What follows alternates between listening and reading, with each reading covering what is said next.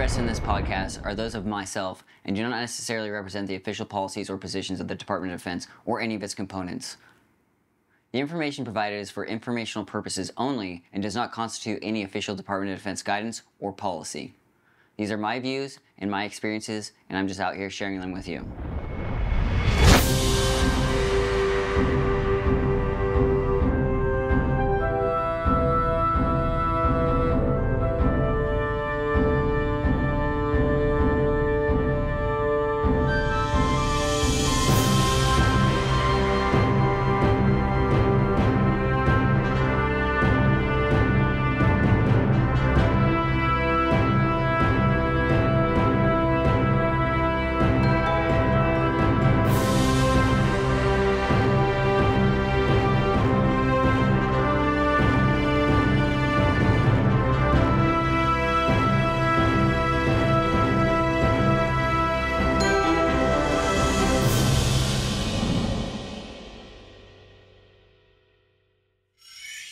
Hey, how's it going, YouTube? This is Aaron again with American Interviews.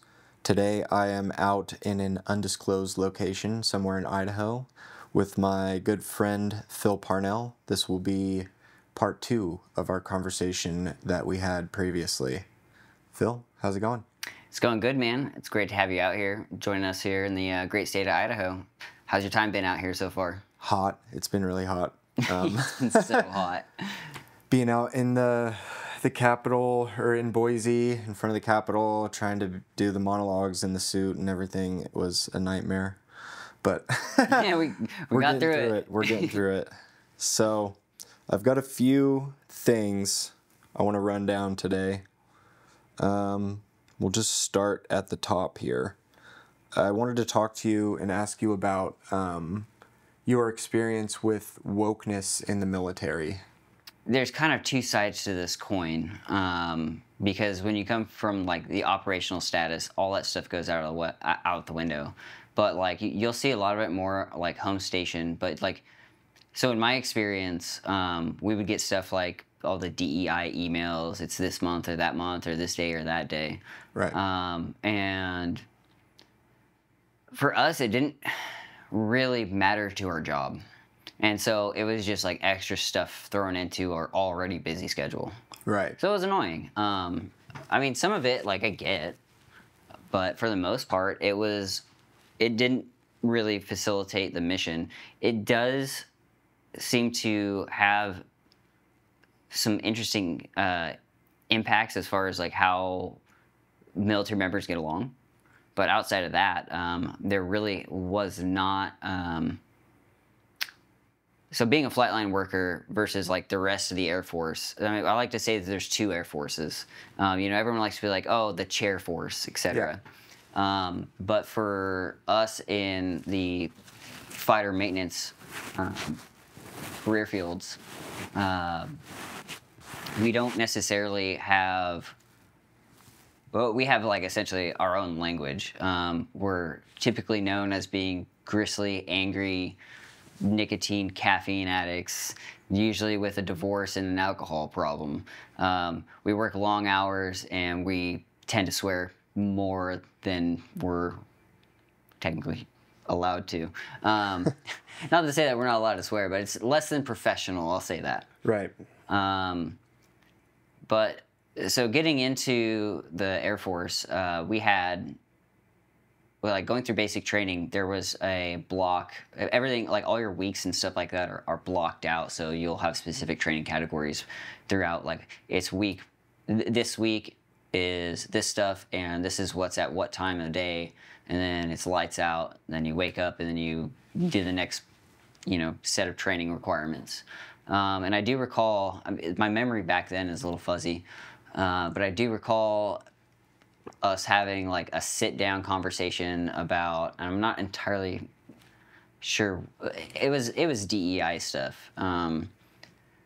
Mostly on the diversity end of the spectrum. The military is still very much a meritocracy.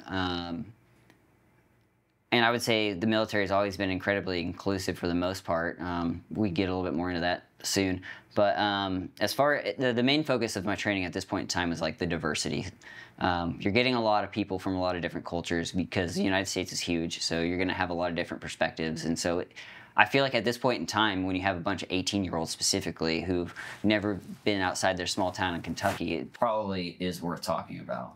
They're like, hey, yeah, there's a bunch of different cultures out there, and you're going to be, associating with guys for my own personal example, we had guys from South Korea that were in my basic training unit. And when I went to tech school, I was working with guys who were from Puerto Rico. Me being older, being in the military at that time, I was already in the workforce, and I've already kind of lived a whole separate life at that time. So to me, it wasn't so new. But again, back to the example of the small town Tennessee or whatever, just give a little bit of cultural awareness makes sense.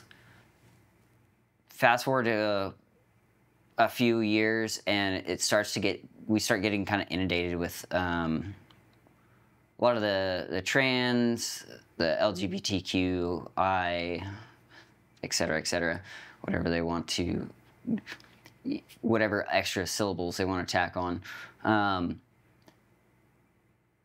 And it was kind of strange. We had somebody in my own squadron who did transition, and I had no idea about this. One day I'm in the locker room, the men's locker room, and a person that I've known for the last 6 months, female to male, and it was kind of an awkward situation, right?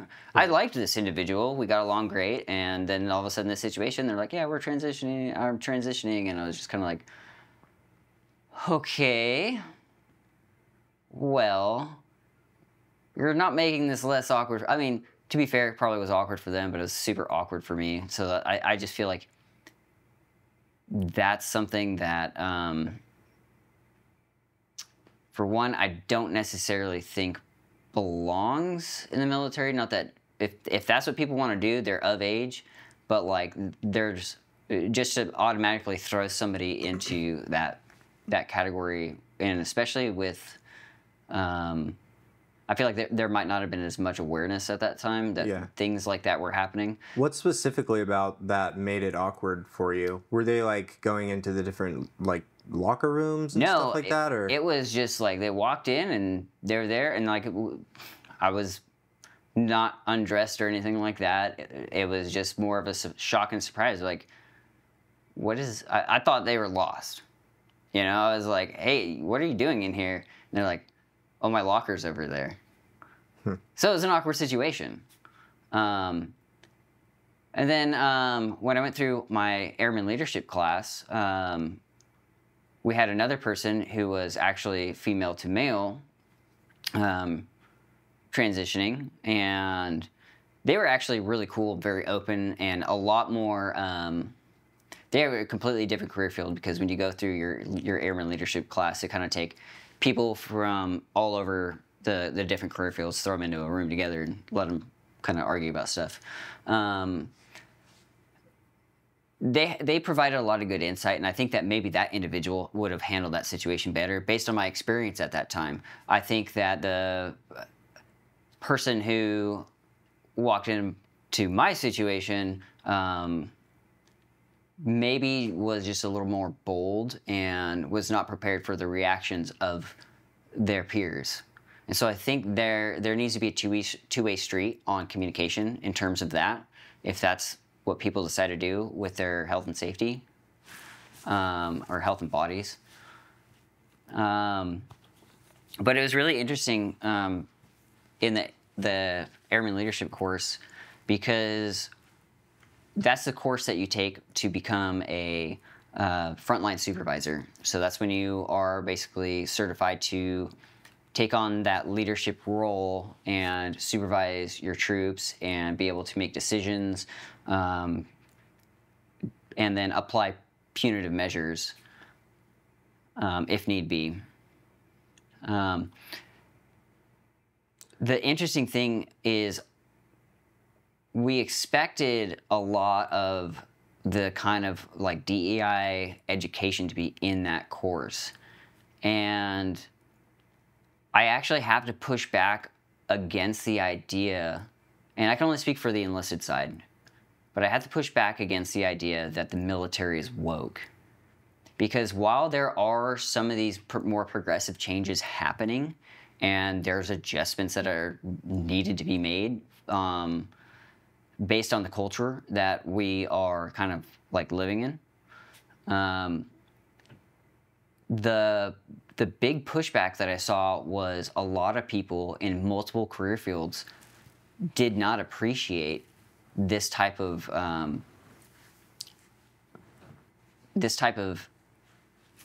priority of the Department of Defense, because most people they're very meritocratic in the military, and they want people who can perform at their job because people's lives depend on it.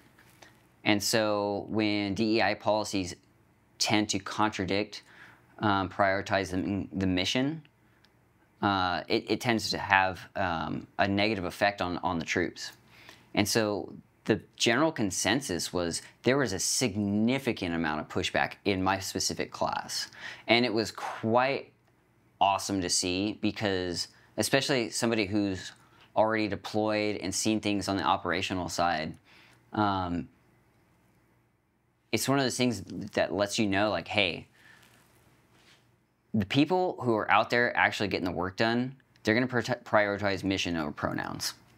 And that's kind of one of the more ridiculous things, is like, it doesn't make sense to prioritize DEI over mission focus. Right. Yeah, that just wouldn't make sense at all. Yeah, I mean, our job is my job is to deliver air power. Right. My job is not to, make somebody feel welcome. I'm like, I need to get this jet up, and we need to go complete the mission, and that jet needs to come back safe, and aircrew needs to come back safe and sound. Like, I do not care what your pronouns are. Like, I'm sorry. This is the mission. This is what you signed up for. Like, a lot of the old heads, and I really like this quote, is you signed up for the Air Force. The Air Force didn't sign up for you. So, like, why are we complying with what you want when that's not what you signed up for? You signed up for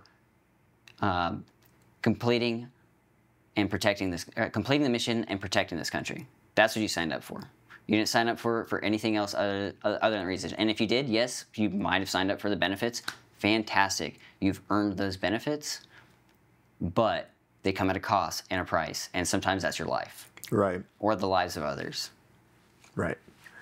One question I had about trans individuals in the military, I know that women have lower PT requirements than the men do in the military. So if a man were to transition to a woman before joining the military, would they also have lower PT requirements?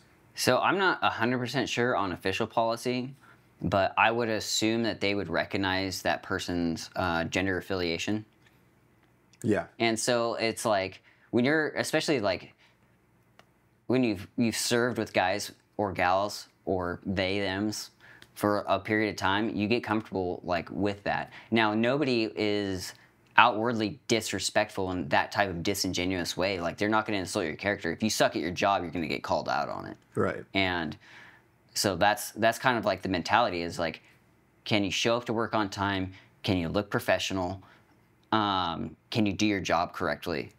As long as you nail those three basic things, like everything from there is going to just kind of change into the person that you are at work. And if you're going to be the sensitive type of just, person who can't seem to take a joke, you're going to end up taking a lot more. Because once we get a reaction out of you, there's blood in the water. Right. And, I mean, you're going to get ripped apart from, like, 6 sides from Sunday. Yeah, that's how it is anywhere, and I can imagine it's tenfold in the military. Oh, man. And we do get those people who are overly sensitive sometimes. And then so what ends up happening is they end up getting shunned. People don't want to associate with them. Just because of that type of nature. It's a very toxic type of mentality. And most people I admit, like, I've even seen from the outside perspective of people engaging with people who are transgender, and they are respecting their pronouns, being very respectful, because those people have demonstrated that they're professional. They're not going to get super upset if they use the wrong pronouns. They're just, I would say, if you're a person in this category, you need to focus more on education of your peers in a way that is non-confrontational. Like, have a little bit of patience. Yeah. Have a little bit of humor, and have a lot of, I would say patience again. I kind of lost my train of thought there. Humility, maybe? Humility, yeah. And just understand, like, cultures change over time, but it's not going to happen overnight. Right. So, so there is some cool other elements to this that I actually do think is really important to bring up.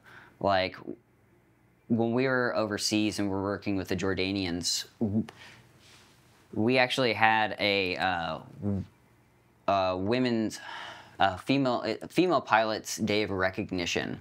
And so we did this in tandem with the Jordanians. And so the Jordanian Air Force recognized their female pilots, and we recognized ours.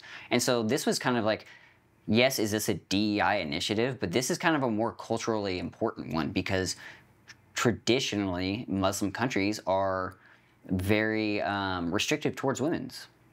And so having that ability to kind of showcase and strengthen their military by giving them more personnel who are capable, and having some type of recognition for it, I think is important. Yeah. One of the things that I strongly disagree with Tucker Carlson with is, I believe is a few years ago, he mentioned that women shouldn't be in the military. And had a very strong opinion about that. But my pushback to that is what are you perceiving in the military? Because I see a lot of female troops that can do the job better than others. They have the experience, and they have essentially, like, you got to think in terms of not everyone's carrying an M16 in a rucksack and breaching through doors. Like, there's a huge logistical side to the military.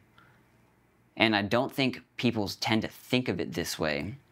And so there's a significant amount of roles that, you know, I'm not going to say I'm going to go, like, I mean, I'm not a guy who's going to go bench 350 pounds. Right. But I'm able to crew jets. I'm able to do, you know, this, that, and the other. I don't think my back can handle 350 pounds at this point, but... But, you know, that's one of the situations where it's just like, are you taking an objective look at the military, or do you have essentially what I call is all the military is the infantry? Like, a lot of people just seem to associate the military with just the infantry, and it's not a poor example, but it's not a great example. Right. Because one of the things that gives our military its greatest strength is our logistical strengths.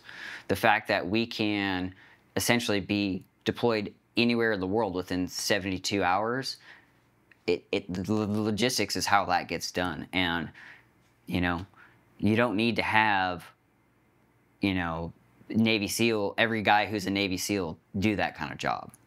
Right. You also have a lot of, like, other types of jobs. There's medical jobs. There's chaplain jobs.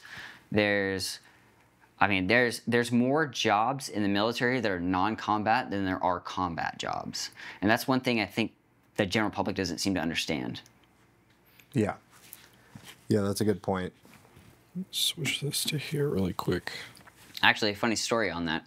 We were going through Airman Leadership School, and there was a kid in one of the other classes who made that same point that I was just kind of arguing against. And that's kind of one of those...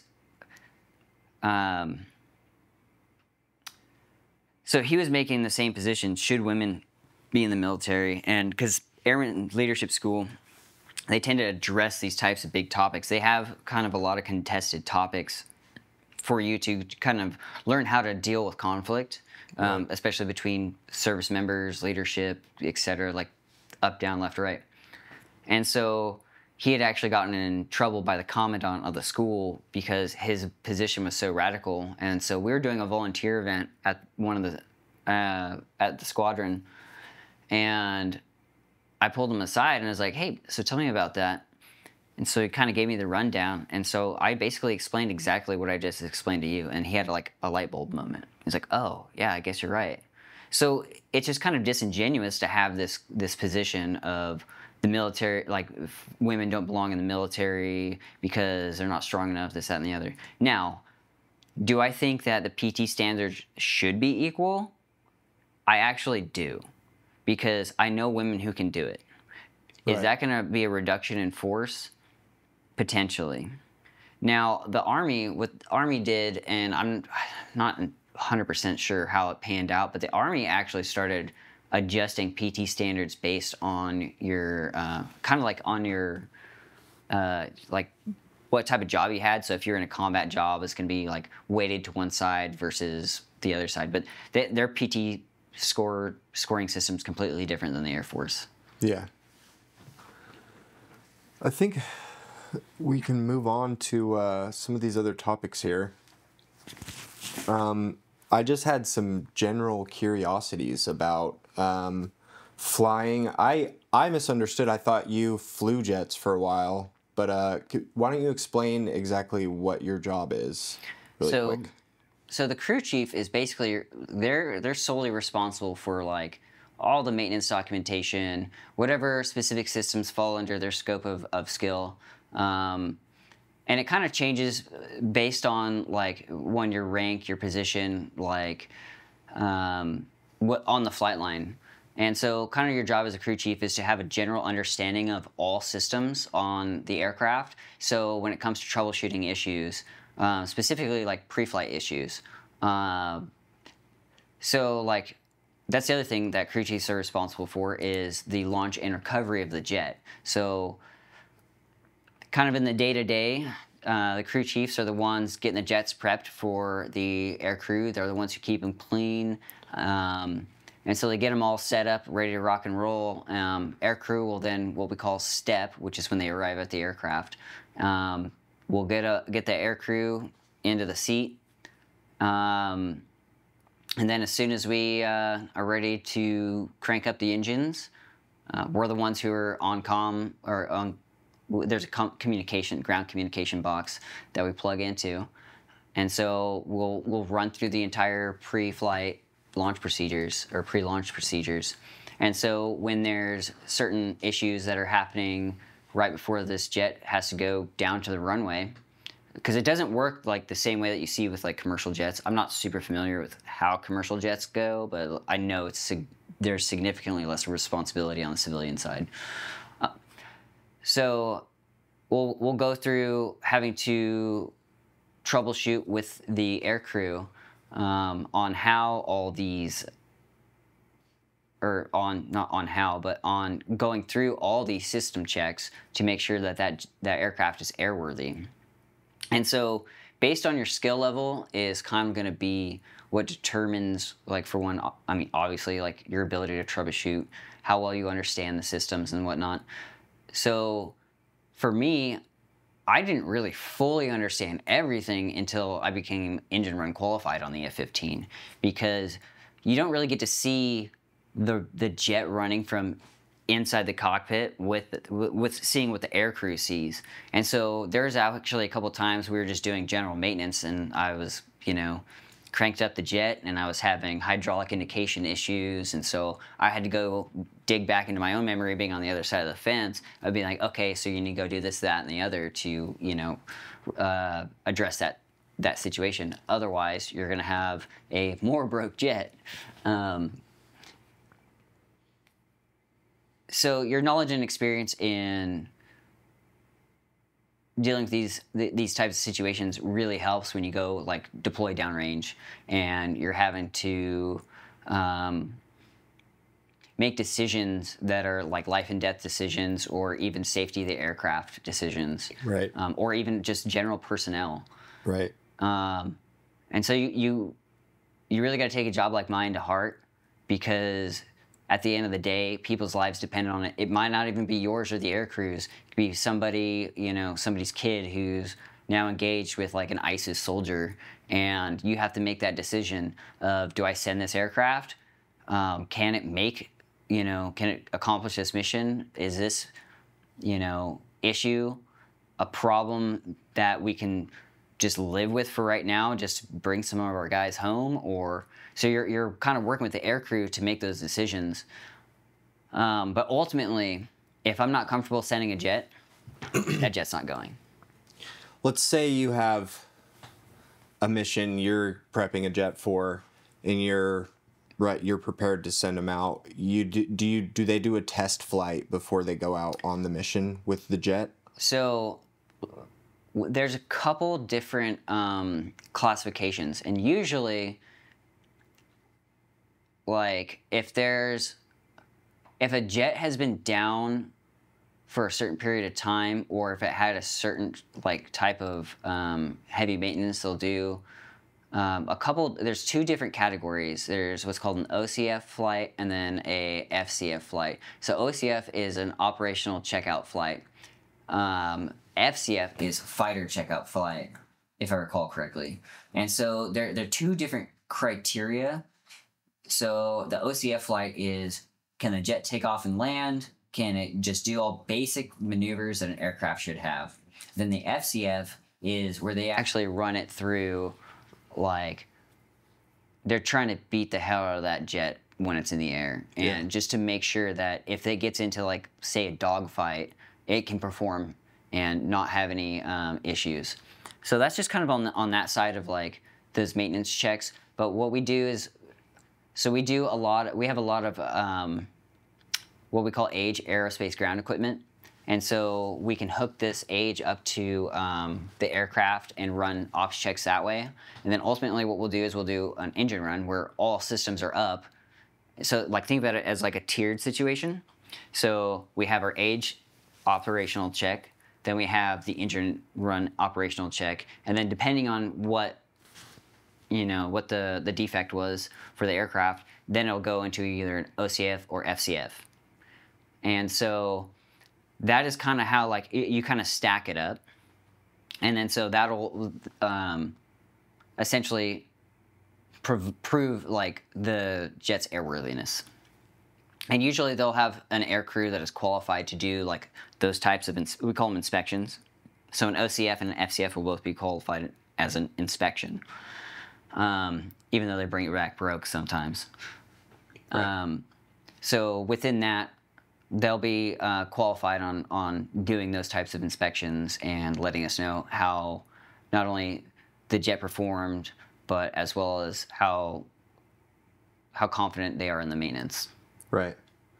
Let's say you're sending someone out on a mission and they come back after your FCF and go, my radar system's not working.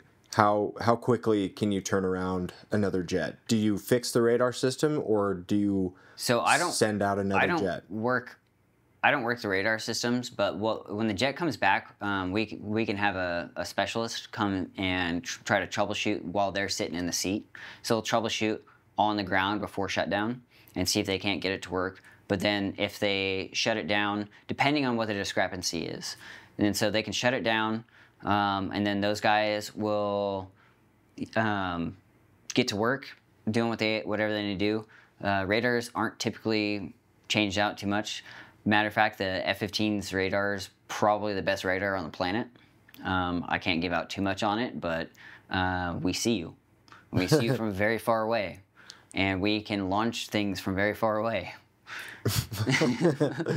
So let's just say though that they come back in the radar system, they troubleshoot it and they can't get it fixed, and there's a time-sensitive mission that they need to get a jet out. Yeah, we'll swap in another jet. Do they send another crew, or do they send like another pilot with his jet, or do they just swap jets? It depends on the situation. Like if it's a special, like it's this guy's briefed, Yeah, and he needs to go. that'll all go to like the mission dependent, Right. 100%. And depending on like how many hours that pilot's like been flying is going to be like way into that. There's a whole list of criteria for that. But a lot of the times, if there's something super mission critical where they're having like some type of failure in the air, which is going to be a detriment to the mission, we'll already have another jet ready to rock and roll They're before just they sending even one get out back. before they get back. Yeah, so So there's not basically going to be there's a lot. different crew. Realistically, I think if there's any lead time, it'd be 20 minutes. Yeah. Like we'll have a jet up because we'll be able to, they'll be able to talk to us and we'll be able to get another jet out. Yeah. I mean ASAP. Yeah, that's important. So, I was going to ask you how many G's you've experienced, but you haven't flown. Actually, I've experienced G's, believe it or not. How many? What's the most G's you've experienced? So I was. This is gonna be the most Air Force story. So when I was deployed, we did what's called a TDY, which is kind of just like a separate mission while we were deployed to the UAE, and I got to go to Dubai, and I got to ride the world's fastest roller coaster in Dubai. So I pulled 4.5 Gs. So there you go, 4.5 Gs at the most Air Force story ever. That's so funny. Thanks, America. You paid for it. So, I wanted to ask you about, I don't know how much you can talk about this, but I wanted to ask you about UFOs. Have you had any personal experience? Have you had encounters with pilots who have had personal experience? So, I have had post-recognition experience. So I was on what we call EOR, end of runway. And so they were doing night flying, and so our sister squadron was, they were doing night flying, so we basically did the final checks before takeoff, sent them out, and then I basically went home for the day. A couple weeks later, I looked at some random article, and I don't even know how I came across this. But apparently that night, 2 of the jets diverted to engage on what do they call them, UAPs now? They changed it again. Now it's unidentified aerial anomaly. Oh, well, whatever that is. But they basically tried to chase that thing, and it just... That's the closest I ever got to it. But I have some really interesting conspiracy theories because Mountain Home Air Force Base, it's out in the middle of nowhere. There's like a shack.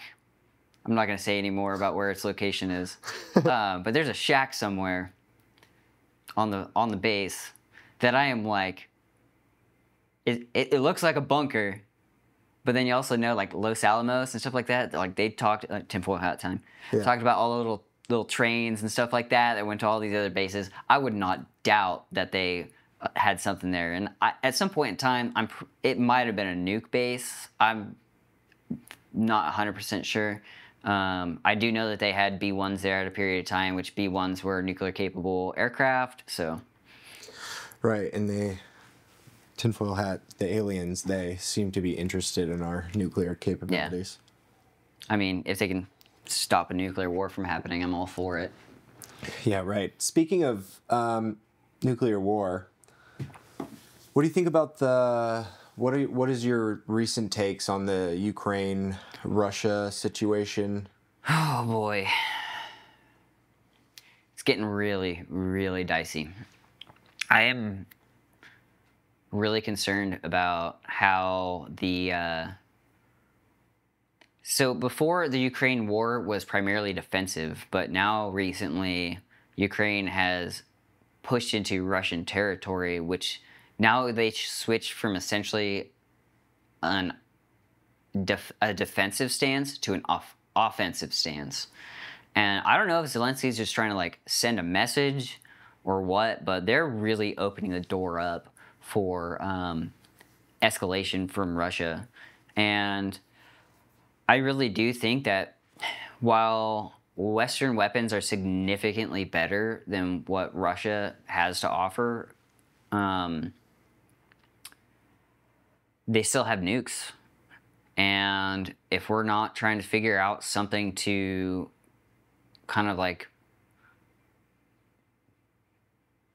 settle the situation peaceably, I don't think there's an off-ramp to this direct, like where we're going. Russia's already starting up the talk about World War III again. And a lot of people want to just say like, oh, it's just rhetoric. Oh, it's just rhetoric. But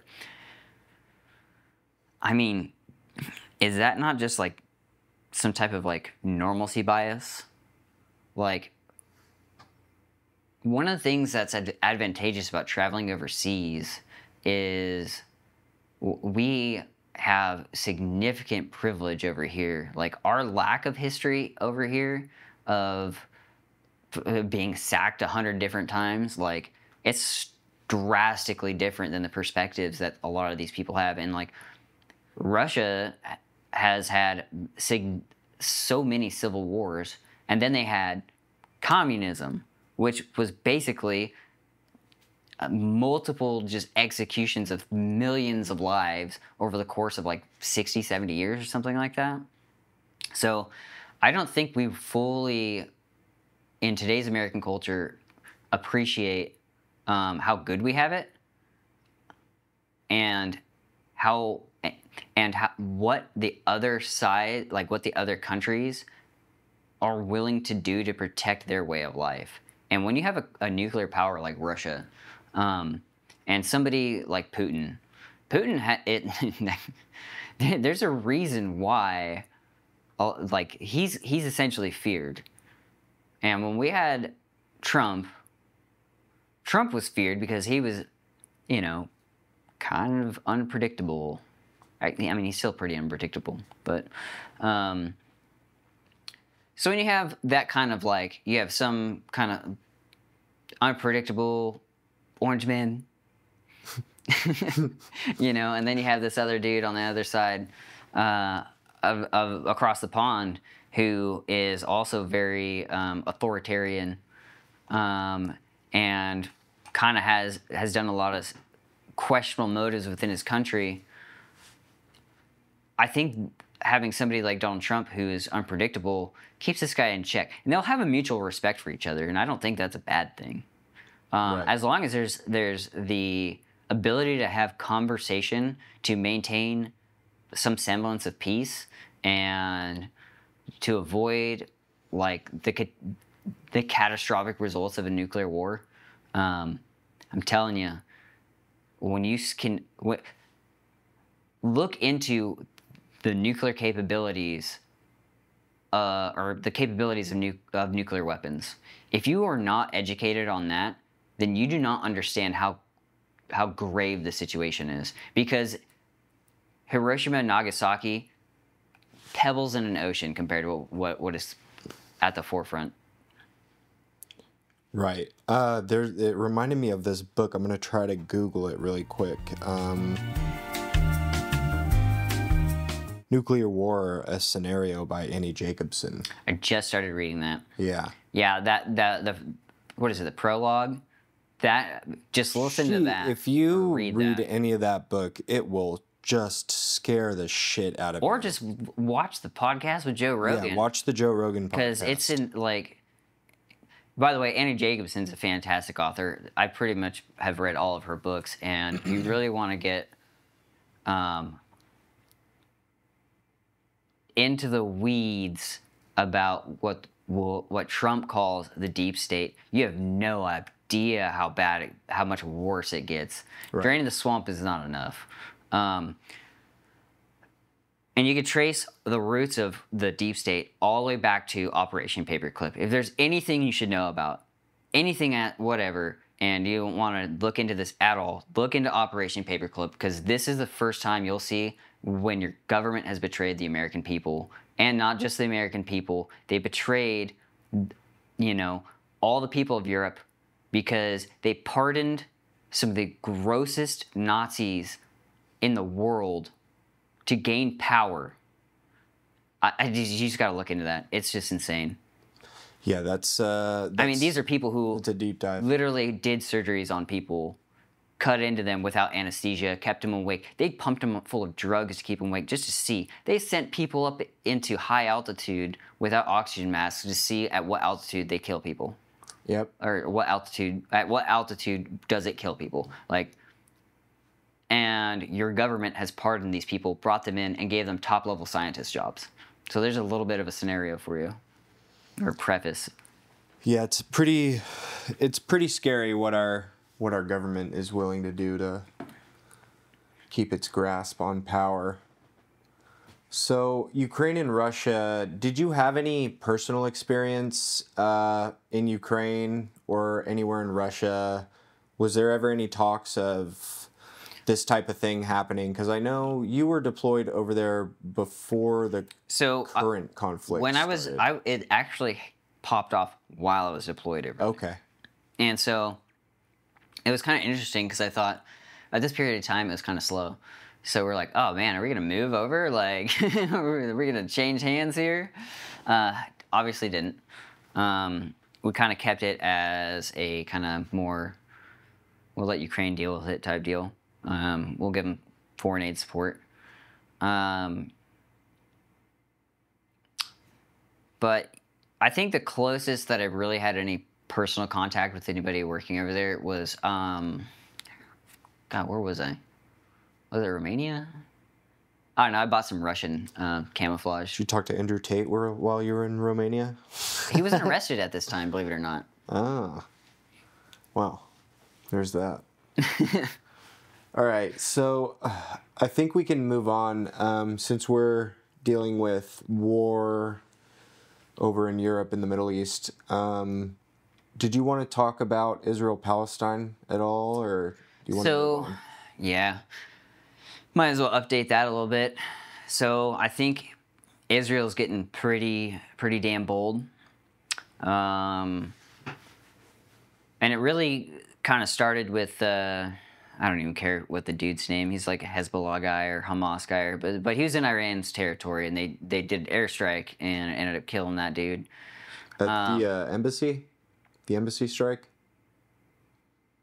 Was it the embassy?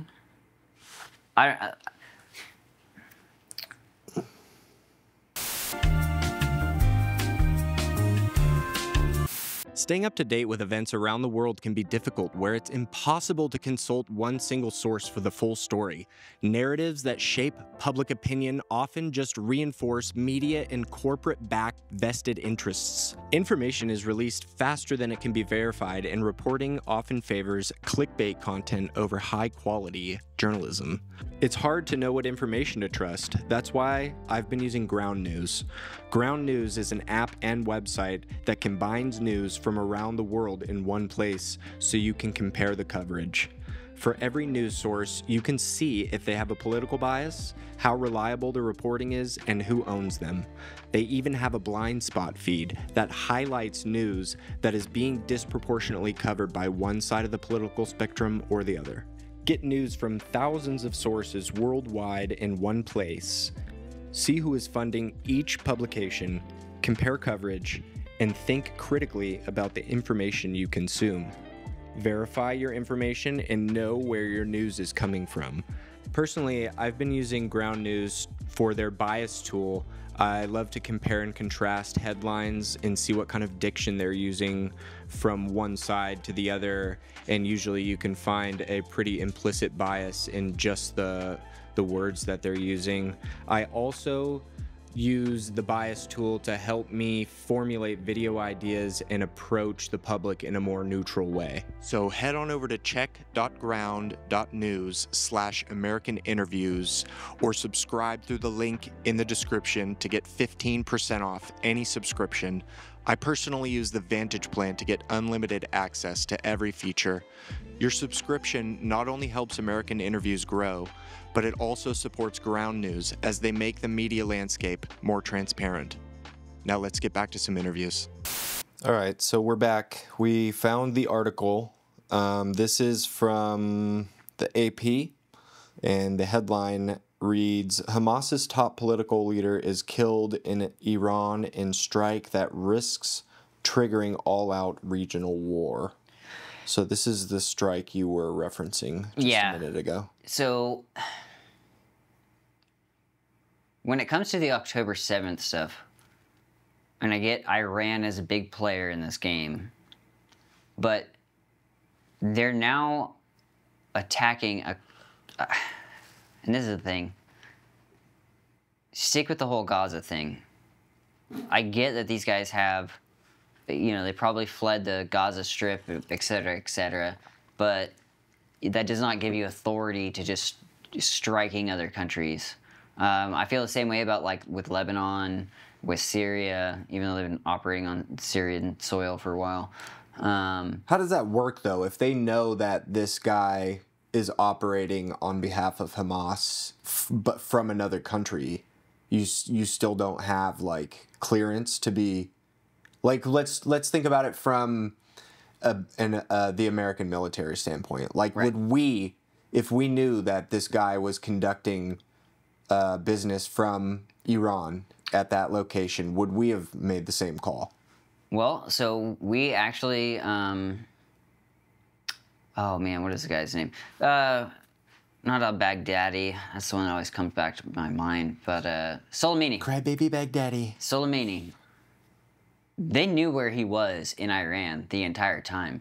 When they took him out, which prompted the whole January 2020, we're all going to World War III, they waited till he went to Iraq to do it. Yeah. So they knew where this guy was. They've been tracking him for a long time. He finally messed up, went within a strikeable border, and did the job. So they just keep tabs on him until that he's in a strikeable Israel's location. got the Mossad, and the Mossad is, got quite the reputation. I don't know how true it is, to be honest, but I'm not doubting it. I mean, and they could have done it way better if they really wanted to get that guy. I mean, Black Ops are So you think that they're getting kind of sloppy and just I wouldn't too say they're getting forward sloppy. I would say they're getting too bold. Yeah, too bold. I would say they're getting way overconfident in what we're willing to go to bat for them for. And that's one of the things that's a big concern about things administratively within our government is I respect Israel's mission and what they're doing, but if you start doing stuff like this, I'm not going to support what you're doing. Right. Like, let's be real here. I don't think anybody in America wants to send sons and daughters to die for Israel, except for, maybe people who are of Israeli descent and have dual citizenship. I understand their position, but there's no reason, and Iran and Russia and China have all been in business for quite some time now, and so all it is another thread being pulled towards World War III, and ultimately one of the worst nuclear disasters that will happen for our entire planet. And so I feel like it's very irresponsible of Israel to be conducting operations like that. Like, do your Gaza, your Gaza October 7th retribution mission. Get your mission done. I support it. Get those hostages back. I support it. Do not start getting so bold to think that you could just start airstriking other countries because you think the U.S. has got your back. Like, if you want to piss off Americans, act like that. And this is one of the things with Ukraine. All of a sudden, they just think that they can just come and get a handout for money. And whenever they start, running low on ammo. And it's just like, do your tactics suck? Like, are you really that overmatched? Because we're giving you a lot of stuff, and you tend to have some pretty good victories with the limited resources we're giving you. So maybe you should readjust your tactics and start reevaluating how you're conducting your war. Like, that's what it really looks like to me. Like, you guys suck at war. Get better. Right. Like, especially if we're training you, like, I mean, who knows? Maybe we're just training them to fail. That's a possibility. I mean, I doubt it. We get to test all our weapons and all our cool gadgets against Russia, and we don't have any other stake in the game. I mean, up until recently. Yeah, that's been a conversation about how this is just kind of a win-win for America in the military-industrial complex, not necessarily or at all for Americans, but for the military-industrial complex, is that they get to now test all their stuff in an actual war situation. The unfortunate part is we're not even touching on like the cool stuff. Like, it'd be really cool to see how like an F-22 would do against a Su-57 felon. Like the two like quote unquote air superiority fighters from both the Russia side and not air superiority, sorry, air dominance. Got to correct myself there. But from both sides, so those are like the pinnacle of their 5th generation technology. I mean, we're not even testing the cool stuff. We're giving them all, like the F-16s that we send them, those are going to be basically just cheap junk that I would be questioning the avionics packages involved in them. They're not going to have like nearly the capabilities like that our newer F-16s have. But what I can tell you that it does is it gives Lockheed Martin, who's essentially the F-16 manufacturer, as well as the F-35. That's a different conversation. They manufacture all the F-16s. What it does do is put Lockheed Martin's foot in the door to sell these guys upgrade packages if this war ever de-escalates and we're not, down the road, yeah. So it's so dirty. It's dirty politics, but it's just like they're setting up supply lines, these military contractors, and it's not really benefiting the American people the way that they think it could. Right. And then, with Ukrainians, man, like, I empathize with them. And that's why I would rather see some type of, possibility to find some resolution to this situation rather than just sending more money, more bullets, more bombs. Because all we're doing is we're just killing more people. Like Trump said, we just need to stop the killing. I want people to stop dying. Yeah. Yeah. I agree. It's with all the stakes happening right now, and I don't even care if Trump's the guy who does it. That's not what I care about. Somebody's got to do it, and I'm actually very critical of Trump on this because I'm like, dude, if you think you can stop this, what the hell are you doing waiting till you're a president? Yeah, right. Like, if I this think is the a implication is that just like he doesn't have any power to do anything, so yeah, he could have the conversations now, but there's no like weight pushback, behind the pushback words. on that though is if he has a voice in Putin's ear, like so many people on the left seem to think he might, or vice versa, they should be communicating. There should be some level of communication, and you don't have to be a president to be a negotiator. Yeah, we have plenty of diplomats who go out and negotiate to resolve a situation. So that doesn't make sense to me. I understand like he would like to have, some military authority. I understand that because he's essentially walking into a room without the stick. Without the gun, right. Yeah. So I get that. But at the same time, it doesn't seem like he's even doing anything. Maybe he is. I don't know. I'm not on his, text chat or whatever. Right. So, who knows? Maybe that's one of the reasons why Russia is kind of holding back more than they are. I don't know. Yeah. But what I do know is that we're dangerously close to a situation that is escalating, and who knows where it's going to be in 6 months. Let alone 70 days. Yeah. However many there is. So it's like playing politics is not the move in my opinion right now. We're gonna get into a situation we can't come back from, and a lot more people are gonna die if something's not done. If something reasonable doesn't happen. Yeah. What did you think about? You heard about the Ukrainian pilot who crashed the F-16 that was U.S. made. You were mentioning the jets we were giving them. They're not gutted, like that's the wrong terminology, but they're just not as capable as our so the airframe jets. Airframe side. It's going to be an F-16 at the end of the day. So what'll change out, more than likely, is going to be potentially the rate. Like, actually, this isn't okay. So newer F-16s will be built and outfitted with a different radar package, avionics suite, and those types of potentially different motors. Whatever we gave them is more than likely not going to be at the same capability as our F-16s today. And we even got aged F-16s in our guard units and some units in active duty. But we commonly call F-16s lawn darts because F-15s are God's jet. And, you know, sorry, F-22 guys. You shot down a balloon. 104-0. So I have that article right here. Top Ukrainian pilot killed when U.S.-made F-16 fighter jet crashed. It says top Ukrainian pilot was killed when the jet crashed Monday, just weeks after long-awaited planes arrived in the country. The Ukrainian Defense Forces do not believe pilot error was behind the incident, the source added.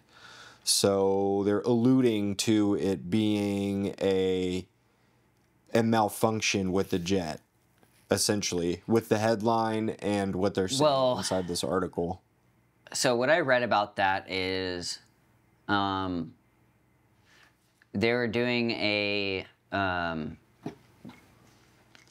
essentially a defensive mission. They were engaging missiles that were being fired. I forget which town. And then launched by Russia on Monday, the first time Ukrainian official confirmed the jets were being used. Said they were trying to destroy missiles and drones launched by Russia. It doesn't say a town here. So it's basically essentially on an intercept mission. And so one of the stories that I read on X, so credible, so I don't take much credence to it. I'm waiting for more official reporting. And again, it's going to be hard to say when it comes down to was it an aircraft maintenance issue? Potentially. Yeah, because how would you really know? Because the jet's the aircraft, mangled, right? all of our aircraft, they have, I wouldn't call it an indestructible box, but there's a data recovery box that can give you like be flight recovered. logs, Like even when you do like engine runs for maintenance and stuff like that, like it'll track like what you do. Yeah. So like for example, perfect example. So say I'm running an aircraft, and there's a fire that happens, and then I miss a step on my emergency procedures to put out said fire, and bail out of the aircraft. Jet burns down. Where are they going to find that box? And it actually has a recorded input of everything that was done. And so they can actually go through with all the controller input that I did. And if I actually, did my procedures properly. And if not, and I burned out a $51 million jet, I can't pay that bill. Right. Who pays that bill? Taxpayers first, but I go to jail. Yeah, that makes sense.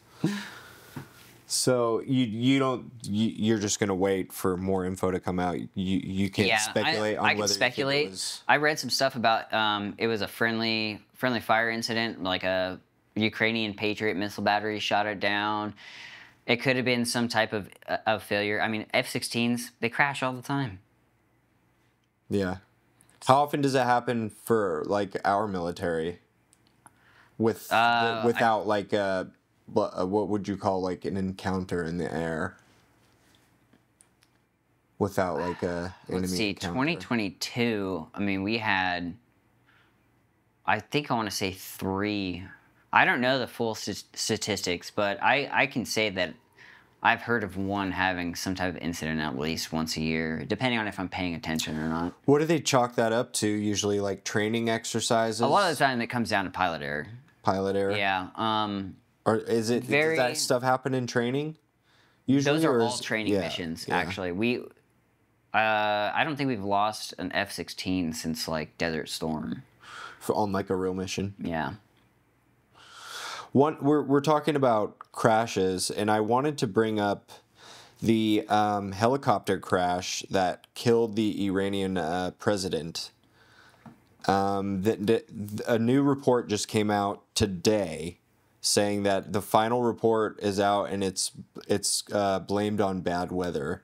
I know that there were some things floating around, like tinfoil hat, that there were like assassinations or something, that was an assassination attempt, but it looks like the investigation is complete and that they've said it is blamed on bad weather. Anytime something like that happens, I mean, isn't it more fun to think about it like, oh, the Mossad did this? Yeah, of course. It's going to be more entertaining to think about it like that. Yeah, it was the CIA. Looks like I can't really get too far into this article, unfortunately. But yeah, I mean, the helicopters crash more than F-16s. V-22s, Ospreys crash more than all of them. So, bad weather, especially over there, the fog can get really dense. And I'm not exactly sure what flight path they were on and where they were at, but because they get a lot of that Mediterranean fog that goes like through. Yeah. And so it could have been something along those lines where, yeah, bad weather could have just taken them out. Just came across this article. There's a bunch of protests. Israelis erupt in protest to demand ceasefire after 6 more hostages die in Gaza. So it doesn't really seem like, how many hostages have they recovered even, do you know? It doesn't seem like that this mission is becoming a success. I don't think it's, yeah, I agree. I think that Hamas, they have a steadfast resolve at this point. I don't really see a path to victory anymore in that, really. I would like to. There was the American that was just found, or recovered, I should say. And yeah, I mean, he didn't. It's been what, a year and just about a year at this point. Was it last year, 2023? With when the with after October October 7, yeah. So October 7 will be a year. God, this year is like that feels like 2 years ago. Almost a year. Yeah. Good Lord. Yeah. So with that, who do you think will be? I mean, obviously, we know that Biden has put barely any pressure on Netanyahu to have a ceasefire.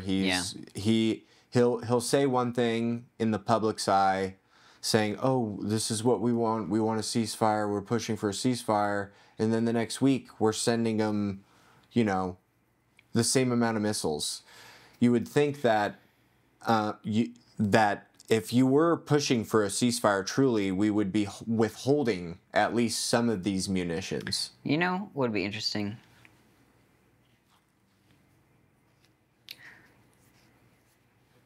I feel like, and this is just a feeling, I feel like Israel's holding back on something that they want to, are they really looking that hard? Gaza's not very big. Right. And I remember they were trying the to flood the excuse tunnel. is like the tunnels and it's dangerous. We don't want to lose men to like do special ops to go into the tunnels if we don't know what it is. So it's like So easier to blow in all everything fairness, up on top of it into them. Like night vision goggles will not work because they don't have an ambient light source. They'll be running IR, and so if you are not running an IR light, all you have to do is sit in the dark with your basic Gen 2 night vision goggle and wait for the IRs to start tracking, and then you sit in the dark and wait with your AK and peek peek.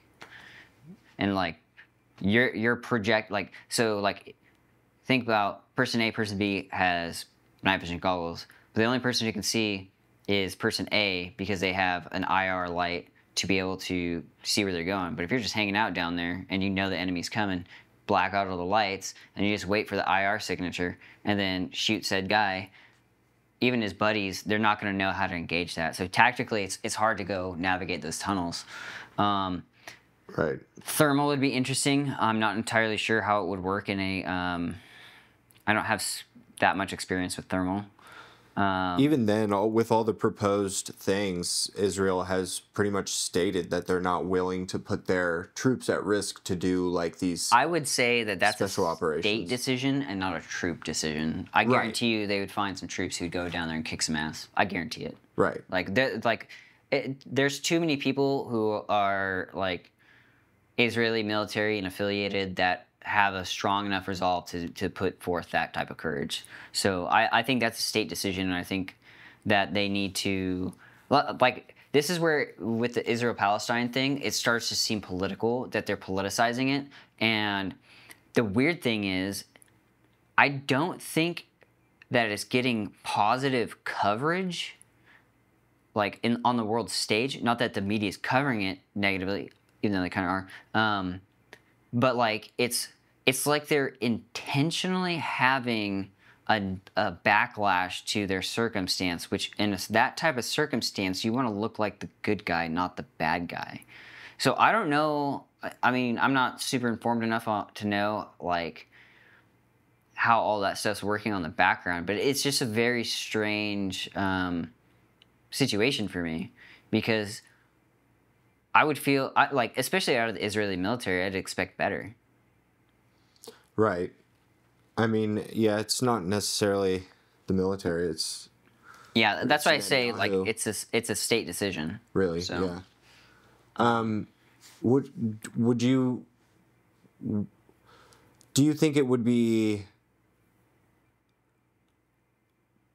What am I trying? How can I articulate this? Do you think it would be the wrong decision for Israel to call this a loss and not continue with their let's call it mission, I guess, to free the hostages, and not basically not call for a ceasefire but continue?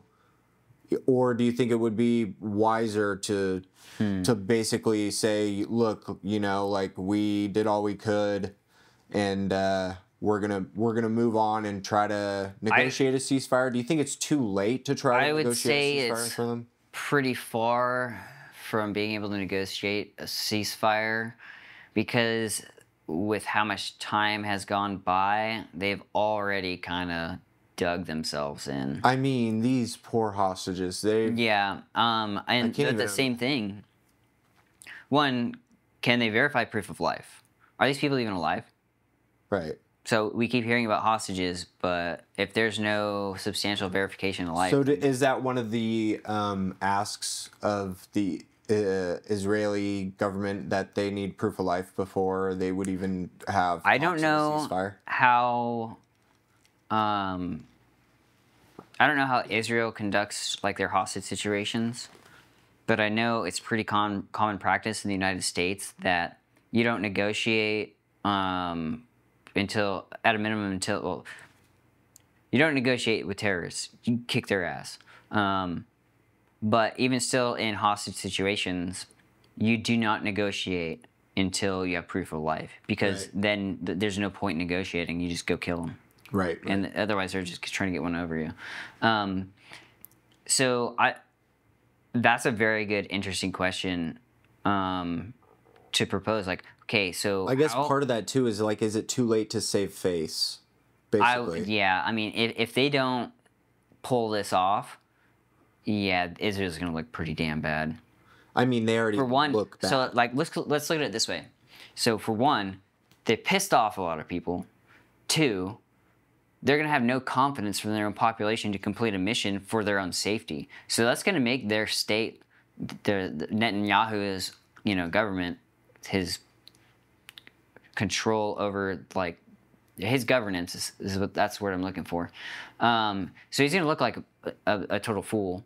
And he's basically embarrassed all of Israel because, one, he wasn't able to complete the mission. He wasn't able to bring the hostages home safe. And a lot of people died, and a lot of property was destroyed. And at the same time, Hamas does not have the same type of what do you call that? They're not as established as like the Israeli government. Hamas is much like Hezbollah, where it's more of a coalition of people, and they Hezbollah is a little more established. I would say, yeah, Hezbollah is pretty established, but you get what I'm trying to say there. Yeah. Like it has less Western influence, and I mean that in the regard of us influencing their structure in their government and how they run their policy driven, they're democratic. So there's more egg on the face of Israel under the circumstances than there would be for Hezbollah or Hamas. Because to us, they're just another terrorist organization, and so we don't know what their internal elections are like, and we don't really care who their president is because they're probably just going to get a warhead on their forehead. Which of the candidates now running, Trump or Kamala, who do you think would be the most likely to negotiate a ceasefire, and B, be the most likely to negotiate it successfully? I don't think Kamala Harris could not negotiate herself out of a paper bag. I genuinely don't. I remember living in California. Her position as Attorney General there was absolutely abysmal. I mean, I don't even want to get on her about the Willie Brown stuff because I don't really care about that. Like, that's not relevant to the fact that she sucks at policy. Like, and she's always sucked at policy. Realistically, I think the person who is no longer running, but I think RFK would have actually done probably a better job. But well, now he's kind of part of Trump's team. That's what and Tulsi Gabbard is also. Yeah, and I think based on having both of those people, that's going to give Trump the edge. If they weren't in his, like, I guess they're calling it a transition team now, but if they weren't in, I would have significantly less confidence.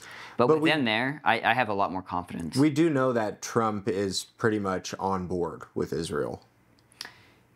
Yeah. He's a staunch supporter of Israel, and he always has been. And we should be. We should also, I mean, we're very good friends with Saudi Arabia, too. I don't think that I feel like us, playing with the beach ball of who's friends with who is not necessarily the thing that's going to make America a very good. It's not going to put us in a strong position in the international world, because for us to have a strong negotiating position in the international community is to be able to make alliances in the international community. Right. Like, okay, so yeah, he's friends with Israel. Well, if you want Israel to stop being a dick, then you need to have enough influence with them to tell them, like, hey, you're being a dick. Stop that. You know what I mean? It's simple math. Like, the same thing with Russia, Ukraine. Have good alliances with these guys. That's why I think Tulsi Gabbard getting completely, like, lambasted for what was the guy's name?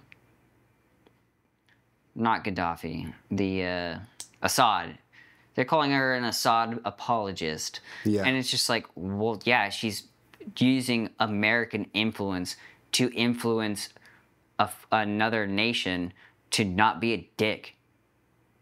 Oh, no. Yeah. That doesn't make her an apologist. That means she's trying to do something other than drop bombs. Yeah. Which doesn't make money. So that's pretty much... You got to root out there's no doing it. Like, the military-industrial complex is so entrenched into our system. All the lobbyists, all of the companies that are basically floated by the U.S. government. There's just no getting rid of that, I think, at this point. Which is unfortunate, really. And yet they pay my salary. I'm joking. So, I wanted to ask your opinion about Tim Walz and of course, the stolen valor thing, not stolen valor, but he said he had wielded weapons of war, misspoke, and he also he dropped out of his, what would you call that, his unit Okay, so to run for Congress. so he retired out of his unit, but so I'll address that point first. And so this is a thing that like a lot of civilians can't wrap their head around. So we'll start with the deployment retirement first. We'll knock that out. So he was at his like 24-year mark. He's well past the age of retirement or retirement commitment. Yeah. I mean, age of retirement.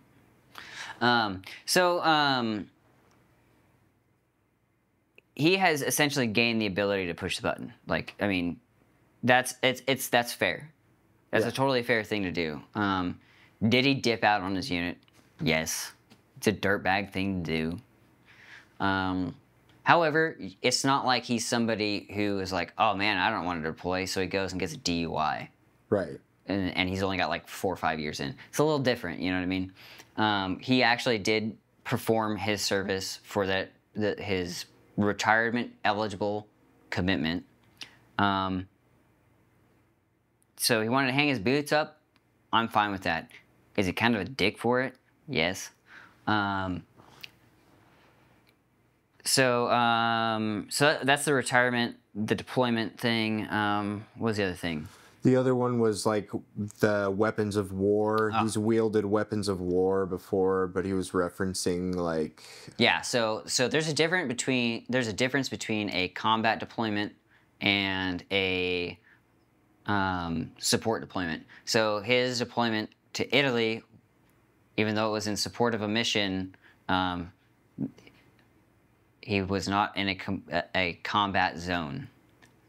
So with me, for example, like when I deployed in 22, like, and it'll show on my DD-214 that I had a specific award, I had combat duty pay or hazardous duty pay, and you know, it'll reflect on your you know, you'll have military, like you'll have orders, stuff like that say said individual deploying to a combat zone. And you can read it, and it'll have like your whole NATO orders. So the real thing with that is he was definitely not given an M16 to go to Italy. Yeah.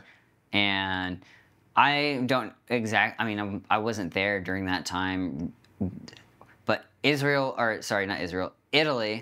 was not being invaded. Right.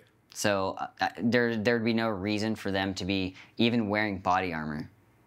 Like when we were downrange, we would have like I would hardly doubt that they did even like an exercise where they got rocket attacked. Whereas when we were downrange, like at a minimum, you had like your flak vest, you had your helmets, you had your all your you know, fun equipment for when rockets and stuff start coming in. So yeah, right here, the headline is Tim Waltz blames military service embellishment on grammar. Because he was saying that his wife was saying that he doesn't have the best grammar. I'm trying to find the exact... I've listened to him talk quite a bit, and he sounds fairly articulate. I mean, yeah, he sounds fine. How do you get to that point? Sounds fine to me. Be an alleged command sergeant major. That's one of the things I do have a problem with, was him taking a rank that he didn't earn. Like when I became a staff select, so I was slotted to be a staff sergeant. It felt awkward so like even we call it a staff select. I was still an E4. So I was still an E4 until my SO-on date. Yeah. So even though I was, and like, because I'd have to fill out certain documents, and they're like, oh, what is your rank? And so I would still have to put E4 up until my SO-on date. And even though he had the command sergeant major position, this is what I'm curious about, is if it worked the same. Like he was a command sergeant major select, so he was slotted to get that position. I don't know how the Army works. They do it differently than the Air Force. but was he slotted for that, or did he actually get the rank and was making E9 pay? And there's two ways he can prove this stuff. One, DD-214, and he can actually produce his records, his LES, his leave earnings statement. And so it'll have your rank. And the other thing too is you can, maybe they didn't have it at this time, but for us we have Air Force military personnel flight, virtual, we call it MPF. And so you can actually go to a tab and say, get my career data brief, and it'll say what ranks you held, your date of rank, and it has a running total of like your entire military history. AFPC kind of sucks from time to time. They don't update as much as they should. But that being said, there is still a pretty decent record of what he did. So if he really wants to refute all these claims, there's plenty of ways he can do it. But instead, he's just going out and he's just blabbering and making excuses. So I actually have no confidence that he ever held that rank, and obviously he never had a combat deployment, because all you have to do is provide your DD-214 to refute those two things. And then at a minimum, even if he got Command Sergeant Major, was E9 for a period of time, and then got busted back down, it should reflect that on his career data brief. Right. Very, very easy things to prove. I could do it here in 10 minutes right now. This is not hard. Yeah. Maybe since he's been out for a while, it might be a little harder, but I could literally just do this in 10 minutes. Yeah, so he'll probably still have to. I mean, I doubt he'll have to explain himself. He explained himself on that Dana Bash interview on CNN, and that's probably gonna have to suffice for everyone. Oh boy, man, this is gonna be a fun election. Yeah. Fun election cycle. Is there anything else you want to touch on? Oh man, I don't know. It's been a long weekend, brother. Yeah. And yeah, I think that's it, folks. Thanks for watching. Don't forget to like and subscribe. And also, let me get this out there. Don't forget to sign up for Ground News using my special link. I will link it down below, but I believe it is check.ground.news/americaninterviews. That's check.ground.news/americaninterviews. Thanks, everybody.